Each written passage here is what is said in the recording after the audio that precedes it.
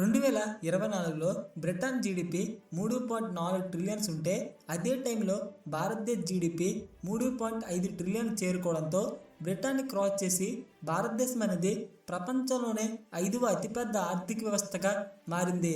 అప్పుడే భారతదేశం అనేది 2026కి వచ్చేసరికి జపాన్, జర్మనీ దేశాల జీడిపిస్ని క్రాస్ చేసి 3వ అతిపెద్ద ఆర్థిక వ్యవస్థగా మారుతుందని కొన్ని రిపోర్ట్స్ చెప్పాయి.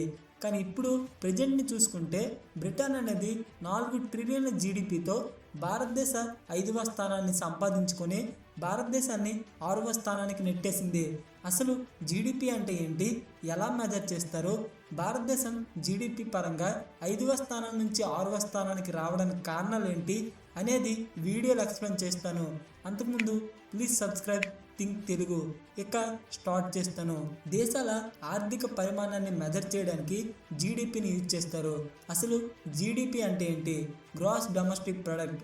అంటే ఒక సంవత్సరంలో దేశంలో ఉత్పత్తి చేయబడిన అన్ని వస్తువులు మరియు సేవల మొత్తం విలువను మెజర్ చేయడానికి జీడిపిని యూజ్ చేస్తారు. సింపుల్గా చెప్పాలంటే భారతదేశంలో సంవత్సరంలో తయారు చేయబడిన అన్ని వస్తువులు అంటే ఎగ్జాంపుల్గా రైతులు పండించిన పంటలు, బియ్యం, పప్పు ధాన్యాలు, చేనేత కార్మికుల ద్వారా తయారు చేయబడిన వస్త్రాలు, కంపెనీస్ ద్వారా మ్యానుఫ్యాక్చరింగ్ చేయబడిన కార్స్, స్కూటర్స్, అగ్రికల్చరల్ మిషన్స్ వరకు సేవలంటే మన ఆరోగ్యం కోసం హెల్త్ కేర్కి ఖర్చు పెట్టే డబ్బులు, మన పిల్లల చదువుల గురించి ఎడ్యుకేషన్స్ పై పెట్టే ఖర్చు, మనకి ఆస్తి తగాదులు ఉంటే వాటి కోసం తీసుకునే లీగల్ అడ్వైస్, వీటి మొత్తం వాల్యూని క్యాల్కులేట్ చేయడాన్నే జీడిపి అంటారు. అసలు జీడిపిని ఎలా కౌంట్ చేస్తారు అంటే భారతదేశాన్ని ఒక కార్లు తయారు చేసే కంపెనీ అనుకోండి. ఈ కార్ల కంపెనీ అనేది సంవత్సరంలో తయారు చేసి అమ్మిన కార్లు, ఈ కార్ల సర్వీసెస్ కోసం కస్టమర్స్ అందించిన సర్వీసెస్, వీటి ద్వారా వచ్చిన రెవెన్యూ వాల్యూ అనేది భారతదేశ జీడిపిగా కౌంట్ అవుతుంది. కానీ కార్ తయారు చేయడానికి యూజ్ చేసిన రా మెటీరియల్స్ అంటే స్టీల్, టైర్స్ అనేవి జీడిపిలో కౌంట్ అవ్వు. ఎందుకంటే ఆల్రెడీ వీటికి వాల్యూ అనేది యాడ్ అయిపోయి ఉంటుంది. ఫైనల్ ప్రోడక్ట్ గా వచ్చిన కార్ మాత్రమే భారతదేశ జీడిపిగా కౌంట్ అవుతుంది. ఒకవేళ భారతదేశం అనేది ఫైనల్ ప్రోడక్ట్ ఇవ్వకుండా ఓన్లీ రా మెటీరియల్స్ అంటే టైర్, స్టీల్స్ ని తయారు చేసి ప్రొడ్యూస్ చేస్తే అది జీడిపిలో కౌంట్ అవుతాయి. అంటే ఫైనల్గా భారతదేశం లోపల తయారు చేసిన ప్రతి వస్తువు, మనకు వచ్చేసే ప్రతి సేవలపై వాటి మొత్తం విలువ అనేది జీడిపిలో కౌంట్ అవుతుంది. మరి దేశాల జీడిపిని ఎలా మెజర్ చేస్తారు? దీనికి ఒక ఫార్ములా ఉంది. అది ఏంటంటే జీడిపి ఈక్వల్ టు C+I+G+X-M. ఇదేదో మ్యాథమెటికల్ ఈక్వేషన్ లో ఉంది కదా. ముందుగా సి అంటే కన్జ్యూమర్ స్పెండింగ్, అంటే మన అవసరాల కోసం ఖర్చు చేసే డబ్బులు. అంటే మన ఇంట్లో తినడానికి నిత్యావసర వస్తువుల కోసం మార్కెట్స్ వెళ్ళి మనకు కావలసిన కూరగాయలు, పండ్లపై ఒక 600 ఖర్చు చేస్తే 600 కూడా జీడిపిలో కౌంట్ అవుతాయి. తరువాత ఐ ఇన్వెస్ట్మెంట్స్, అంటే మనం ఏదైనా చిన్న జిరాక్స్ షాప్స్ని రన్ చేస్తే ఆ బిజినెస్ బాగా జరిగితే దాన్ని ఎక్స్పెండ్ చేయడానికి, ప్రొడక్షన్ పెంచడానికి ఇంకో మిషన్ని కొనుగోలు చేస్తే ఈ మిషన్ పై స్పెండ్ చేసిన డబ్బు అనేది జీడిపిలో కౌంట్ అవుతుంది. తరువాత జీ అంటే గవర్నమెంట్ స్పెండింగ్, అంటే ప్రభుత్వం చేసే ప్రతి రూపాయి కూడా జీడిపిలో కౌంట్ అవుతుంది. ఎగ్జాంపుల్గా చెప్తా, గవర్నమెంట్ అనేది ఒక ఊరి దగ్గర బ్రిడ్జ్ కట్టాలి అనుకొని స్టార్ట్ చేసింది అనుకోండి. ఈ బ్రిడ్జ్ కట్టడానికి ఉపయోగించే రా మెటీరియల్స్ ఖర్చు, బ్రిడ్జ్ కట్టడానికి పనిచేసిన వర్కర్స్ శాలరీ, బ్రిడ్జ్ పై పెట్టిన ప్రతి రూపాయి కూడా జీడిపిలో కౌంట్ అవుతుంది. చివరిది X-M, import minus export. Export అంటే ఒక దేశంలోని వస్తువులు ఇతర దేశాలకు అమ్మితే దాన్ని ఎక్స్పోర్ట్స్ అంటారు. ఇంపోర్ట్స్ అంటే అదే దేశం ఇతర దేశం నుంచి వస్తువును కొనుగోలు చేస్తే దాన్ని ఇంపోర్ట్స్ అంటారు. సింపుల్గా చెప్పాలంటే X-M అంటే ఒక దేశం $100 బిలియన్ గల ఎగుమతులు చేసుకుని అదే దేశం దిగుమతులు $90 బిలియన్ చేసుకుంటే ఆ మధ్యన ఉన్న $10 బిలియన్ అనేది ఆ దేశం యొక్క ప్రాఫిట్, అంటే ఆ దేశం సంపాదించుకున్న డబ్బు.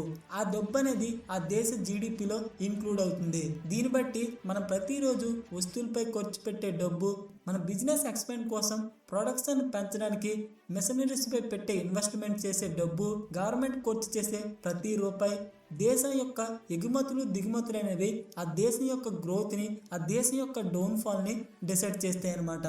మరి భారతదేశం అనేది జీడిపి పరంగా 5వ స్థానం నుంచి 6వ స్థానానికి రావడానికి రీజన్స్ ఏంటి?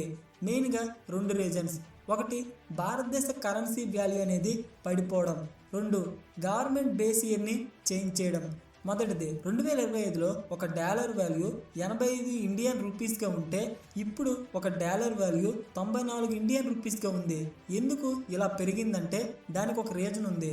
అదే దేశాల మధ్యన జరుగుతున్న యుద్ధాలు. దానికి భారతదేశానికి సంబంధం ఏంటంటే భారతదేశంలో ప్రజల అవసరాలకు సరిపడే చమురు 25% మాత్రమే ఉండడంతో ఇతర దేశం నుంచి భారతదేశం అనేది సంవత్సరానికి 250 మిలియన్ బ్యారెల్ల చమురుని దిగుమతి చేసుకుంటుంది, అంటే కొనుక్కుంటుంది.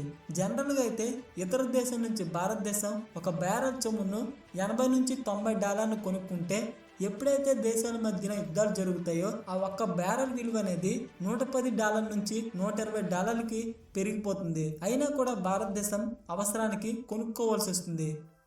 కానీ ఇలా పెరిగిపోవడం వల్ల ఒక బ్యారెల్కి $1 పెరిగితే భారతదేశం అనేది వీటిపై 13,000 కోట్ల రూపాయలు ఎక్కువగా స్పెండ్ చేసి దిగుమతి చేసుకోవాల్సి వస్తుంది.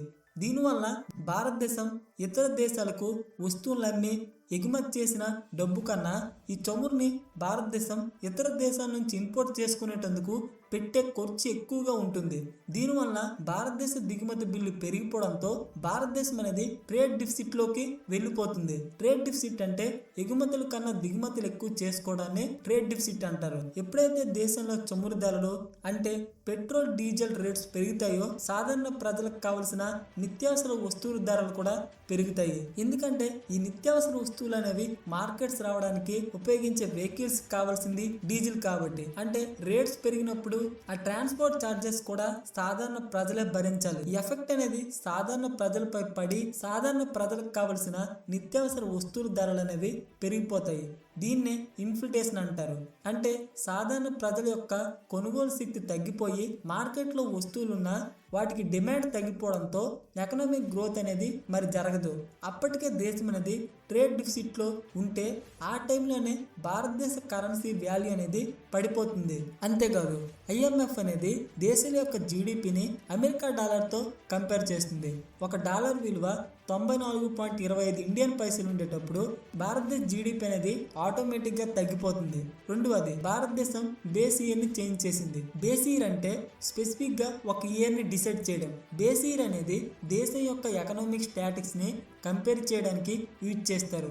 అంటే బేస్ ఇయర్ అనేది ధరల ఆధారంగా రియల్ జీడిపిని క్యాల్కులేట్ చేసే ఒక సంవత్సరం. అంటే ప్రతి సంవత్సరం కొత్త పరిశ్రమలు సర్వీసెస్ అనేవి జీడిపిలో ఇంక్లూడ్ చేయడానికి 5 సంవత్సరాలకు ఒకసారి ఈ బేస్ ఇయర్ని చేంజ్ చేస్తారు. దీంతో కొత్త మెజర్మెంట్స్ ని కొత్త డేటాని యాడ్ చేయడం వల్ల కొన్ని రంగాల పర్ఫార్మెన్స్ అనేది తగ్గిపోతుంది. దేశ జీడిపి డాలర్లో కన్వర్ట్ చేసినప్పుడు భారతదేశ జీడిపి తక్కువగా అనిపిస్తుంది. మరి భారతదేశం తిరిగి ఎలా జీడిపి పెంచుకోవాలంటే భారతదేశం అనేది చమురు దిగుమతులను తగ్గించుకొని గ్రీన్ హైడ్రోజన్ ఫ్యూయల్ ని యూజ్ చేయాలి. భారతదేశంలో ఎగుమతులను పెంచి లోకల్ బిజినెస్ ని సపోర్ట్ చేయాలి. దీంతో ఇండియన్ రూపీ స్టెబిలిటీ వస్తే ఫారిన్ ఇన్వెస్టర్స్ అనేవారు భారతదేశంలో ఇన్వెస్ట్ చేసి డబ్బులు తీసుకొస్తే జాబ్స్ని క్రియేట్ చేయడంతో ప్రొడక్షన్ అనేది భారతదేశంలో పెరిగితే అది భారతదేశ జీడిపి గ్రోత్కి హెల్ప్ అవుతుంది.